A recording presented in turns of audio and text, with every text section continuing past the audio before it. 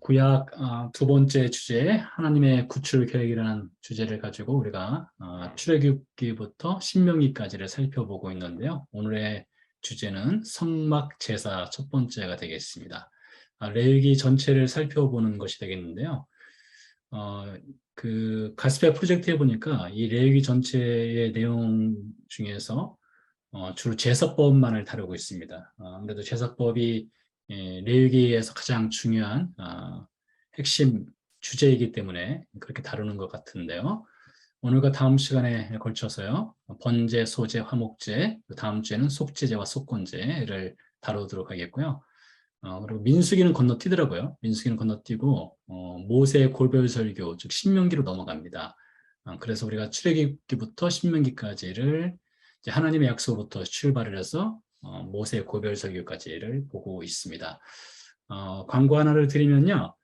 12월 마지막째 주하고 1월 첫째 주, 두 주간은 우리가 휴강을 하도록 하겠습니다. 네.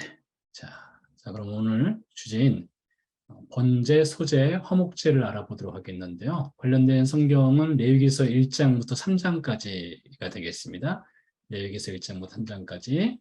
첫 번째는 번제, 두 번째는 소제, 세 번째는 화목제가 되겠습니다. 이것을 통해서 성막의 제사는 하나님과 이스라엘 백성의 만남을 위한 연결고리가 됩니다. 중요한 포인트가 되겠는데요.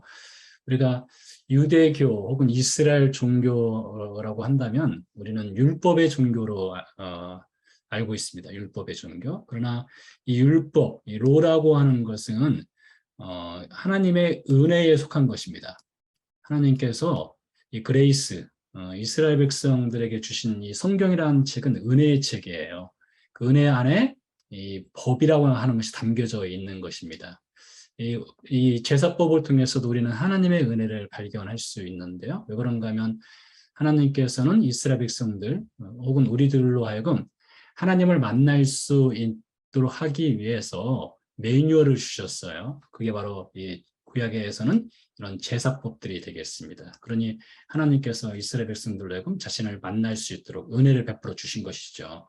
근데 그 은혜라고 하는 것이 어떤 절차를 통해서 하나님을 만날 수 있도록 매뉴얼을 주신 것입니다. 번제, 소제, 화목제, 그리고 다음 주에 살펴볼 속건제 혹은 속죄제가 되겠습니다. 약간 뭐 복잡할 수도 있는데요.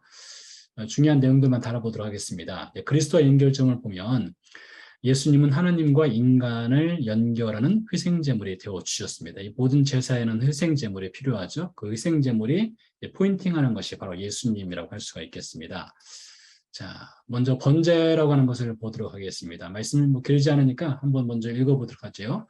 여호와께서 해막에서 모세를 부르시고 그에게 말씀하여 이르시되 이스라엘 자손에게 말하여 이르라 너희 중에 누구든지 여호와께 예물을 드리려거든 가축 중에서 소나 양으로 예물을 드릴지니라 그 예물이 소의 번제이면 흠없는 수컷으로 회막문에서 여호와 앞에 기쁘게 받으시도록 드릴지니라 그는 번제물의 머리에 안수할지니 그를 위하여 기쁘게 받으심이 되어 그를 위하여 속죄가 될 것이라 그는 여호와 앞에서 그 수송아지를 잡을 것이요 아론의 자손 제사장들은 그 피를 가져다가 회막문 앞 제단 사방에 뿌릴 것이며 그는 또 그 번제물의 가죽을 벗기고 각을 뜰 것이요 제사장 아론의 자손들은 제단 위에 불을 붙이고 불 위에 나무를 버려놓고 아론의 자손 제사장들은 그 뜬 각과 머리와 기름을 제단 위에 불 위에 있는 나무에 버려 놓을 것이며 그 내장과 정강이를 물로 씻을 것이요 제사장은 그 전부를 제단 위에서 불살라 번제로 드릴지니 이는 화제라 여호와께 향기로운 냄새니라. 레위기서 1장 1절부터 9절까지를 읽어봤습니다. 자, 여기서 보니까 본문에 제가 그라고 하는 것은 빨간색으로 표시했고요. 아론의 자손 제사장은 파란색으로 표시를 했는데요. 이 번제의 특징은 물론 다른 제사도 동일한데요. 이제 제사를 드리는 자 혹은 예배자가 이제 제사로 드릴 희생 제물을 끌고 와서 자신의 손으로 해야 될 일들이 있습니다. 예를 들면 머리에 안수하는 것도 직접 해야 되고요. 수승화지를 잡는 것도 도축하는 것도 직접 해야 되는 것이죠. 가죽을 벗기고 각을 뜨는 것도 직접 해야 됩니다. 그리고 제사장들이 할 일이 있습니다. 제사장들은 피를 가지고 제단에 뿌리고 또 각을 뜬 희생제물의 고기를 불을 붙이고 그런 것들을 같이 하는 것이죠. 그러니까 제사장 홀로 제사를 드리는 것이 아닙니다. 제사장과 예배자가 같이 이 번제에 참여를 하게 돼 있습니다. 성막의 좀 구조를 좀 볼 필요성이 있을 것 같아요. 이 번제가 하나님께서 이스라엘 백성에게 명한 첫 번째 제사가 되겠는데요. 이 제사를 드리는 장소를 그러니까 회막문이라고 되어 있습니다. 회막문. 회막문이 어딘가 하면 이 평면도로 보면은 여기가 회막의 입구입니다. 회막의 입구 바로 안쪽이 되겠죠. 바로 앞쪽에서 들어가자마자 이곳에서 번제물을 잡는 것이 되겠습니다. 번제물을 잡고 제단 위에 이제 번제물을 태우게 되는데요. 그 제단은 바로 앞에 있는 번제단 여기서 태우는 것이 되겠습니다.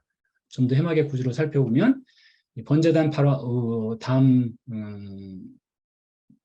이어서는 물두멍이라고 하는 것이 있습니다. 물두멍. 이것은 일종의 큰 넓은 대야라고 할 수가 있어요. 그래서 제사장들이 손을 씻죠. 손을 씻고 그 다음으로 들어가서는 성소로 들어갑니다. 성소. 성소에는 금촛대가 있고요. 진설병이라고 해서 매일마다 하나님께 드리는 그 떡이 있습니다. 12개의 떡이 있고요. 분향단이 있습니다. 분향단은 여기 향기가 그 향을 피우는 장소가 되겠습니다. 분향단 너머에는 휘장이 있습니다. 휘장이 있고 휘장 너머에는 법궤를 덮고 있는 속죄소가 있죠. 그리고 이곳을 지성수라고 부릅니다. 그러니 성막은 바깥 뜰이 있고요. 뜰이 있고 성소가 있고 지성소가 있고 이렇게 구분이 되고요. 지성소와 성소를 구분하는 것은 휘장이 되겠습니다. 또 사진으로도 볼 수 있습니다. 사진으로 보면 이 번제물을 잡는 장소는 이 회막문 바로 안쪽에서 번제물을 잡습니다. 그리고 번제물을 태우는 장소는 이 번제단 여기서 태우는 것이 되겠죠. 이게 바로 물두멍입니다. 사이즈가 작아서 잘 안 보이실 수도 있는데요. 물두멍이 되겠습니다. 근데 이제 재밌는 것이요. 이 레위기서를 읽어보면 다른 건 다 사이즈가 나와 있어요. 번제단의 사이즈, 회막의 사이즈 다 나와 있는데요. 유일하게 사이즈를 말하지 않은 것이 하나 있습니다. 그게 무엇일까요? 네, 바로 이 물두멍이 되겠습니다. 이 물두멍만큼은 하나님이 특정 사이즈를 말씀하지 않고 있어요. 왜 그럴까요? 이 물두멍은 그 손을 닦는 그 정결 의식을 하는 용도인데요. 유대인 그 학자들, 특별히 그 예수님을 믿는 학자들은 물두멍의 사이즈를 하나님이 말씀하지 않은 이유에 대해서 이것이 바로 하나님의 은혜를 드러내는 것이다. 그레이스를 드러내는 것이다. 이렇게 설명합니다. 왜 그런가 하면 이 물두멍이 갖고 있는 의미는 이제 정결, 손을 닦는 것이기 때문에 어떤 회개의 의미가 있어요. 그래서 우리가 하나님께 어떤 죄를 지었든지 회개하는 자에게는 하나님이 용서를 해주신다. 그래서 이 물두멍의 사이즈를 어떤 정하지 않음을 의논해서 하나님의 무한하신 용서를 상징하는 것이 물두멍이다. 이렇게 이야기를 하기도 합니다. 물두멍으로 넘어가면 말씀드린 성소가 이야기 있죠. 성소가 있고요. 성소와 지성소 사이를 막고 있는 휘장이 여기 있고요. 너머에는 법궤가 있습니다. 바로 이것이 지성소가 되겠습니다. 지성소. 또 하나의 중요한 포인트 중에 하나는 이 성막의 즉 회막의 문이죠. 회막문의 사이즈가 적어도 9m 이상 된다겠습니다. 상당히 넓은 사이즈고 동쪽에 이 회막의 문이 있다. 그래서 예수님만이 the way, 그 길이라고 하는 것을 이 회막문을 통해서 또 우리가 상징적으로 알 수가 있기도 합니다. 자, 이렇게 번제물을 이 회막문 바로 앞쪽에서 잡게 돼 있는데요. 이 번제는 자원해서 드리는 제사가 되겠습니다. 그래서 누구든지라고 돼 있어요. 누구든지. 2절에 보니까 너희 중에 누구든지 여호와께 예물을 드리려거든. 그러니까 아무나 누구든지 원한다면 하나님께 번제를 드릴 수 있다는 것이죠. 번제물은 수송아지, 양, 염소, 산비둘기, 집비둘기. 물론 그 제물의 가치는 다릅니다. 값은 다릅니다. 값은 다르지만 하나님께서 수송아지를 드리면 더 기뻐하시고 산비둘기를 드리면 덜 기뻐하시느냐? 그것이 아니죠. 어떤 값의 가치는 다르지만 이것에 번제물을 드릴 때 정말 중요한 것은 어떤 것을 드리냐가 아니라 어떤 제물을 드리냐가 아니라 어떠한 상태의 제물을 드리냐가 되겠습니다. 3절에 보니까 흠없는 것이 있습니다. 흠없는 것. 흠없는 것을 드릴 때 하나님이 기뻐 받으신다고 말을 하고 있어요. 자, 이어서 보면 이 예배자, 이 제사를 드리는 사람은 번제물의 머리에 안수하라고 되어 있습니다. 이 레위기서 1장 1절에서 9절 말씀은 그 우리가 성도는 제자입니다 시리즈에서 드림이라고 하는 주제로 말씀을 전할 때 이 번제물의 머리에 안수한다는 의미에 대해서 배웠는데요. 다시 한번 정리해 보면 두 가지 의미가 있습니다. 더 다른 의미도 있을 수 있어요. 자, 첫 번째는 속죄의 의미가 있다고 했습니다. 이제 번제물 머리 위에 예배자가 이렇게 머리에 손을 이렇게 얹는 것은 자신의 죄를 트랜스퍼, 죄를 희생제물에게 전가를 시키는 것이죠. 그래서 자신을 대신해서 이 속죄 혹은 번제물이 죽는 것이죠. 그래서 성경에 보니까 그를 위하여 속죄가 될 것이라겠습니다. 그러니까 이 희생제물이 예배자를 대신해서 죽는 속죄의 의미가 있고요. 두 번째 머리에 안수하는 의미는 삶의 소유권이 하나님께 있다는 것입니다. 삶의 소유권이 하나님께 있다는 것, 생명의 소유권 혹은 내 인생의 소유권이 하나님께 있다는 것을 번제물의 머리에 안수하면서 고백을 하는 것이에요. 그래서 로마서 12장 1절 말씀 보니까 너희 몸을 하나님이 기뻐하시는 거룩한 산제물로 드리라. 우리 몸이 누구의 것입니까? 하나님의 것이에요. 하나님의 것이기 때문에 하나님께 드리라. 이런 표현으로 연결시켜 볼 수도 있다는 것이죠. 자, 번제물이 첫 번째 제사가 되겠는데요. 이것을 예수님하고 연결을 시켜보도록 하겠습니다. 이 첫 번째 제사인 이 번제물은 예수님과 어떤 연관성이 있을까요? 레위기서 1장 3절 그 예물이 소의 번제이면 흠없는 수컷으로 회막문에서 여호와 앞에 기쁘게 받으시도록 드릴지니라 라고 되어 있는데요. 자, 이 흠없다는 표현을 가지고 또 예수님과 연결시켜 볼 수 있어요. 우리에게 있는 대제사장, 즉 예수님이시죠. 대제사장은 우리의 연약함을 동정하지 못하실 리가 아니요 모든 일에 우리와 똑같이 시험을 받으신 이르되. 예수님은 육신을 입고 우리 가운데 오셨잖아요. 우리가 똑같은 사람입니다. 그런데 뭐가 없으세요? 죄는 없습니다. sin, 죄는 없다. 흠 없다는 말이 죄가 없다는 표현으로 연결되죠. 흠 없는 스컷으로 희생제물로 하나님께 드려야 되는 것처럼 예수님이 이 땅에 희생제물로 오셨는데 희생제물의 중요한 자격인 흠없는 것처럼 예수님도 죄가 없으신 분으로서 우리를 위해서 희생하셨다. 이렇게 연결을 시켜볼 수 있어요. 두 번째는요. 베드로전서 1장과 2장에서도 볼 수 있는데요. 오직 뭐 없고 점 없는 어린 양 같은 그리스도의 보배로운 피로 된 것이니라. 여기 뭐가 있을까요? 흠이 없는, 흠이 없다겠죠? 그래서 베드로전서에서도 흠 없고 점 없는 어린 양. 그는 무엇을 범하지 아니하시고 그 입에 거짓도 없으시며 무엇일까요? 네, 죄입니다. 죄. 그는 죄를 범하지 아니하시고 히브리서 4장에서도 죄가 등장했죠. 죄가 없으시다.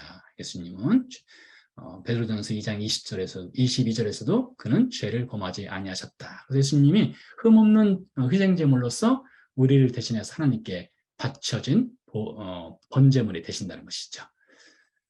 이사야서 53장에 보니까 그는 실로 우리의 죄를 지고 우리의 슬픔을 당하였거늘. 이것은 이사야 선지자가 주전 700년경에 장차 메시아가 당할 고통에 대해서 이야기한 것이죠. 고난에 대해서. 그리고 십자가의 죽음을 예고한 것이 되겠는데요. 번제물이 예배자 혹은 제사장의 죄를 짊어지고 죽임을 당하고 번제단에서 태워지는 것처럼 우리 예수님께서도 우리의 질병과 우리의 슬픔과 우리의 죄를 예수님께서 짊어지셨다.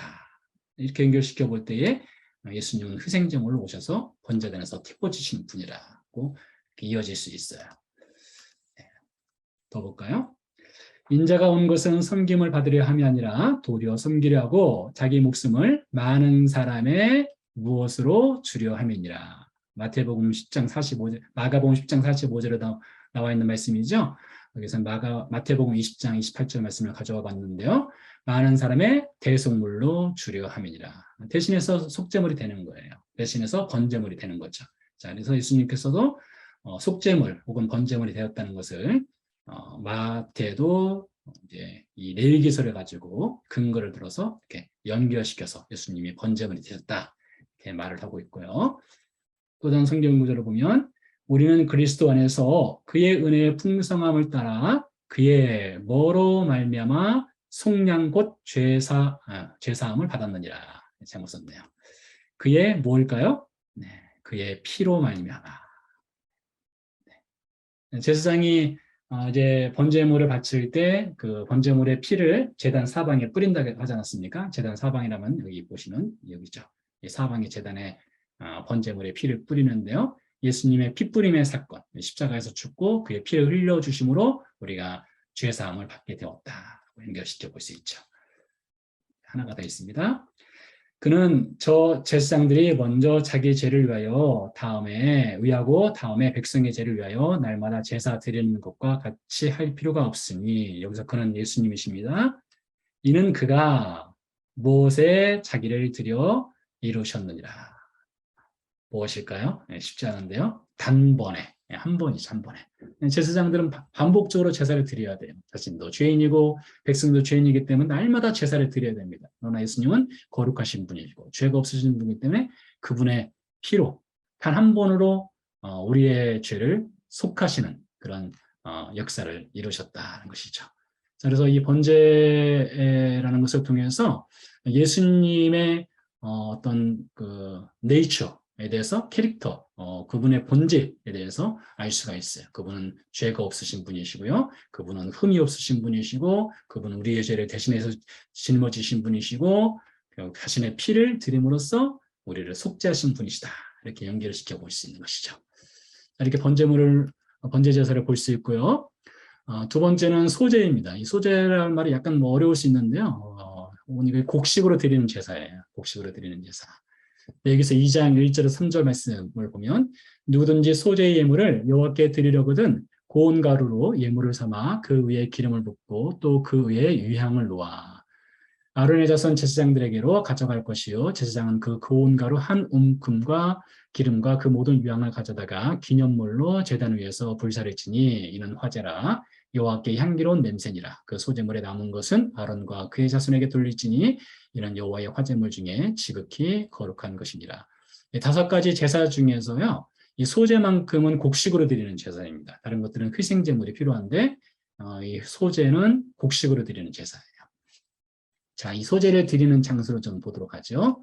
평면도를 보면요, 이 소제를 가지고는 이 번제단 바로 앞쪽에서 소제를 드립니다. 번제 같은 경우는 회막문 바로 없죠. 이쯤이 될 수 있겠는데요. 그러나 소제는 번제단 바로 옆에서 이제 소제를 드리게 돼 있어요. 여기 보니까 고운 가루 한 움큼과 기름과 그 모든 유황을 가져다가 기념물로 제단 위에 불사를 지니. 번제물 잡을 필요 없으니까 바로 제단 앞으로 가겠죠. 자, 여기서 드리게 되는데, 자, 보니까 여기서 소제도 누구든지라고 되어 있습니다. 이것도 자원하는 제사예요. 자원해서 누구든지 드릴 수 있는데, 이 소제물로 드리는 예를 들면 밀가루 같은 것이 되겠습니다. 밀가루 같은 것에 기름을 넣어야 돼요. 유향은 이것은 일종의 향기를 내게 하는 것입니다. 향기, 향신료 같은 것이라고 할 수가 있어요. 향신료.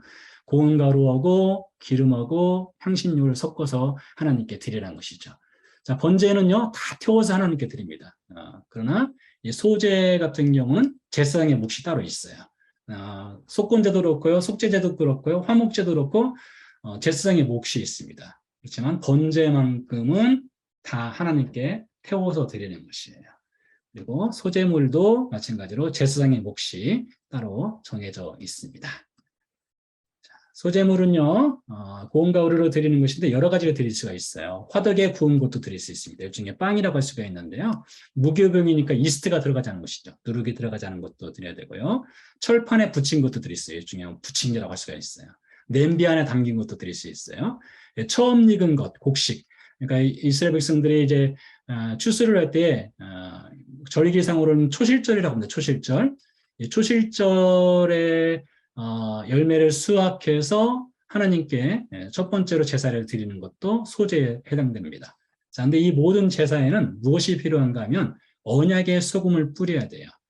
소금 언약이라고 해서요, 소금을 이 소제에 뿌립니다. 소제에 뿌림으로써 이제 하나님께서 이스라엘 백성들을 그의 언약 백성으로 삼으셨다는 것을 기념을 합니다.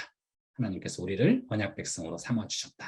그래서 소제로 드리는 것은 여러 가지가 있습니다. 화덕에 구운 것도 있고, 철판에 구운 것, 부친 것도 있고, 냄비 안에 있는 것도 있고, 처음 익은 곡식도 있고, 그러나 거기에 언약의 소금을 뿌려야 된다. 기름도 있어야 되고 유향도 있어야 된다. 좀 복잡할 수 있는데 하나님께서 이렇게 명하셨어요. 자, 민수기서 28장에 보면요. 번제와 소제는 매일 드리는 제사라고 되어 있습니다. 민수기서 28장. 매일 아침과 저녁에 드리는 제사가 두 가지가 있어요. 첫 번째는 번제입니다. 두 번째는 소제입니다. 그래서 아침에 어린 양을 드리고요. 저녁 때 어린 양을 드립니다. 하루에 2마리의 양을 하나님께 바치도록 되어 있어요. 그 어린 양과 함께 고운 가루, 즉 소제가 되겠죠.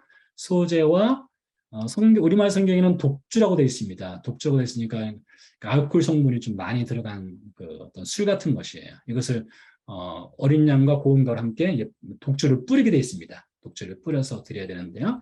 여기에 또 추가되는 것이 기름이 들어갑니다. 올리브 기름이 들어가고 언약의 소금이 들어갑니다. 이것을 매일 하나님께 드리라고 되어 있어요. 자, 그럼 소제와 번제를 매일 하나님께 아침과 저녁에 드리라고 하는 이유가 무엇일까요?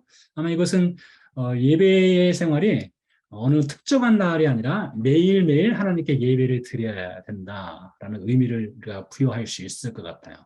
그런 의미에서 우리가 누가복음을 매일마다 읽는 것도 하나의 예배의 형태라고 볼 수가 있어요. 이렇게 가정이 함께 모여서 매일 예배를 드리는 소제와 번제로서 하나님께 나아가는 것이라고 볼 수가 있지요.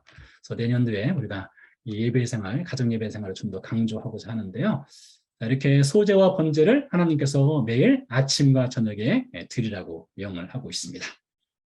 자, 이거 예수님과 연결을 시켜보도록 하겠습니다.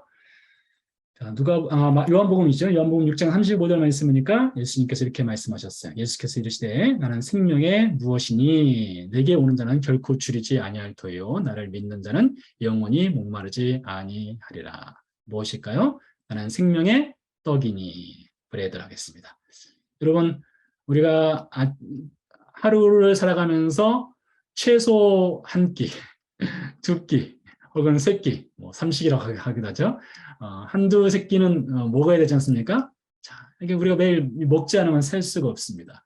예수님이라고 하는 생명의 떡, 마치 번제와 소제를 아침과 저녁에 쉬지 않고 드려야 했던 것처럼 예수님은 생명의 떡이라고 했어요. 한 번만 먹으면 안 됩니다. 매일매일 아침과 저녁에 점심에도 드셔도 되고요.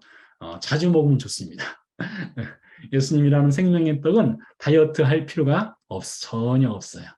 매일 예수님을 만나는 예배자의 삶을 살아가야 한다는 것을 또 배울 수가 있겠는데요. 예수님은 생명의 떡이셔요. 생명의 떡이시고 생명의 떡이신 예수님을 우리가 매일 예배의 생활을 통해서 그분을 만나고 그분을 먹고 그분을 묵상하고 이렇게 연결을 시켜볼 수 있을 것 같아요. 자, 로마서 12장에도 보니까 이렇게 나와 있습니다. 그러므로 형제들아 내가 하나님의 모든 자비하심으로 너희를 권하노니 너희 몸을 하나님이 기뻐하시는 거룩한 뭐로 드리라고요? 산 제사로 드리라. living sacrifice로 드리라. 이는 너희가 드릴 영적 예배니라 했어요. 자, 이것을 일주일에 특정한 날만 드리는 것이 아니라 데일리, 매일 아침, 저녁 번제와 소제를 하나님께 드리는 것처럼 하나님께 매일 드려야 되는 거예요. 너희는 이 세대를 본받지 말고 오직 마음을 새롭게 함으로 변화를 받아 하나님의 선하시고 기뻐하시고 온전하신 뜻이 무엇인지 분별하더라. 가라.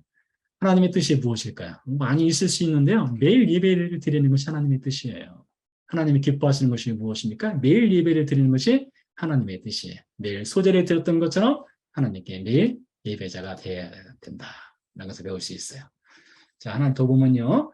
그러므로 우리는 예수로 말미암아 항상 찬송에 무엇을 드리자. 하나님께 드리자. 이는 그 이름을 증언하는 입술의 열매니라. 오직 선을 행함과 서로 나누어지기를 잊지 말라. 하나님은 이 같은 제사를 기뻐하시느니라. 찬송에 무엇일까요? 찬송의 제사를 하나님께 드리자. 혹은 예배를 드리자 했습니다. 항상. 항상 드리라겠어요. 소제를 매일 아침과 저녁에 드리는 것처럼 예수님의 생명의 떡을 한 번만 먹는 것이 아니라 매일 먹어야 하는 것처럼 항상 매일 하나님께 찬송의 제사를 드려라. 찬송의 예배를 드려라. 이렇게 히브리서 기자가 우리에게 가르쳐 주고 있습니다. 자, 마지막 세 번째 화목제를 보도록 하겠습니다. 3장 말씀인데요. 사람이 만일 화목제의 제물로 제물을 예물로 드리되 소로 드리려면 수것이나 암것이나 흠없는, 여기서 흠없는 것이 나오죠. 흠없는 것으로 여호와 앞에 드릴지니 그 예물의 머리에 안수하고 회막문에서 잡을 것이요 아론의 자손 제사장들은 그 피를 제단 사방에 뿌릴 것이며 그는 또 화목제의 제물 중에서 여호와께 화제를 드릴지니 곧 내장에 덮인 기름과 내장에 붙은 모든 기름과 두 콩밥과 그 위에 기름 곧 허리쪽에 있는 것과 간에 덮인 커플을 콩밥과 함께 떼어낼 것이요 아론의 자손은 그것을 제단 위에 불 있는 나무 위에 번제물 위에서 살일지니 이는 화제라 여호와께 향기로운 냄새니라 했습니다. 자, 여기서도 보니까 번제와 같이 예배자가 직접 이제 도축을 합니다. 짐승을 잡아요. 그리고 제사장이 이제 불을 붙여서 이제 제물을 드리는 그런 의식을 함께 진행하게 되겠는데요. 자, 이 화목제를 드리는 장소도 번제를 드리는 장소와 같습니다. 회막문 바로 앞쪽에서 화목제물을 잡고요. 그리고 번제단에서 여기서 태워서 하나님께 드리게 되어 있습니다. 물론 여기에서도 제사장의 몫이 있습니다. 소제에도 제사장의 몫이 있었던 것처럼 화목제에도 제사장의 몫이 있어요. 자, 여기서 7장에 보니까 이렇게 되어 있습니다. 레위기서 7장, 5장, 6장, 7장, 8장으로 넘어가면서요. 이제 그 앞에 기록된 번제, 소제, 화목제 이런 제사법을 구체적으로 좀 더 추가해서 설명하는 내용들이 있어요. 그중에서 7장을 보면 여호와께 드릴 화목제물의 규례는 이러하니라. 만일 그것을 감사함으로 드리려거든. 그러니까 화목제는 어떤 의미가 있는가 하면 감사함의 의미가 있어요. 땡스기빙의 의미가 있어요. 기름 섞은 무교병과 기름 바른 무교전병과 고운 가루에 기름 섞어 구운 가재를 그 감사 제물과 함께 드리고 또 유교병을 화목제 감사 제물과 함께 그 예물로 드리되. 자, 화목제물, 희생제물을 드릴 때요. 여기에는 이 화목제에는 무교병도 들어갈 수가 있어요. 그러니까 빵인데 누룩이 들어가지 않은 빵도 들어갈 수 있고요. 그리고 기름도 들어갈 수 있습니다. 또 유교병이 있어요. 그러니까 이스트가 들어간 것죠. 이스트가 들어간 유교병도 함께 화목제물로 하나님께 드릴 수가 있어요. 그러니까 희생제물 플러스 누룩이 들어가지 않은 무교병, 누룩이 들어간 유교병도 하나님께 감사 예물로 하나님께 드릴 수 있는 것, 이것이 화목제물이 되겠습니다. 자, 예수님과 연결을 시켜보도록 하겠습니다. 이 예수를 하나님이 그의 피로써 믿음으로 말미암는 무엇으로 세우셨으니. 로마서 3장 25절. 굉장히 중요한 말씀입니다. 아주 중요한 말씀인데요. 자, 우리의 죄를 용서받는 방법에 대해서 로마서 3장에서 이야기하면서 바울이 얘기하고 있어요. 그의 피로써 믿음으로 말미암는 무엇으로 세우셨을까요? 바로 화목 제물로 세우셨어요. 하나님이 예수님을 화목 제물로 삼으셨어요. 자, 두 번째는요. 자, 에베소 말씀에서 또 바울이 얘기하고 있습니다. 이제는 전에 멀리 있던 너희가, 이것은 아직 구원받지 못했던 상태입니다. 그리스도 예수 안에서 그리스도의 피로 가까워졌느니라. 예수의 피로 우리가 구원받았다는 것이죠. 그는 우리의 무엇인지라 둘로 하나를 만드사 원수된 것 곧 중간에 막힌 담을 자기의 육체로 허시고, 이제 십자가로 이제 예수 십자가 죽음으로 막힌 담을 헐어버렸다는 것이죠.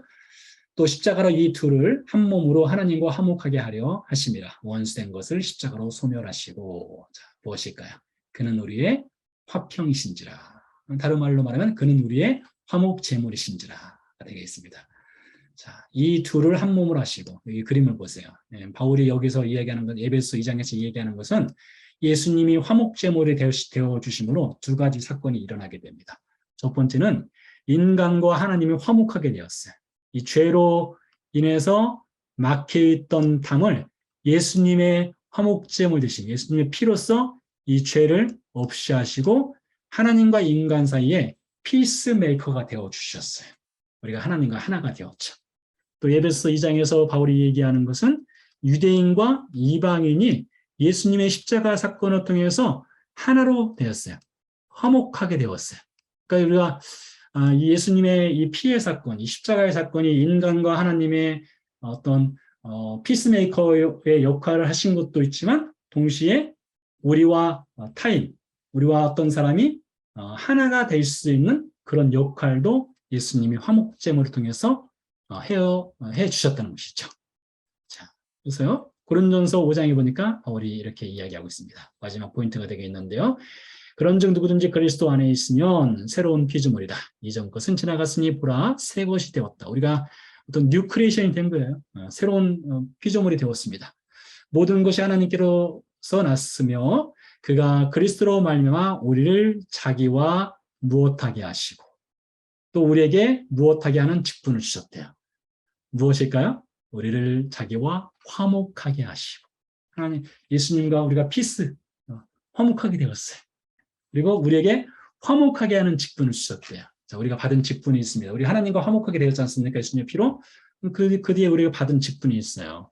누군가와 우리가 화목하게 하는 직분을 받았다는 거예요. 우리는 피스메이커로 세상을 살아가도록 또한 부르심을 받았다는 것을 이 화목제를 통해서 우리가 또 배울 수 있습니다.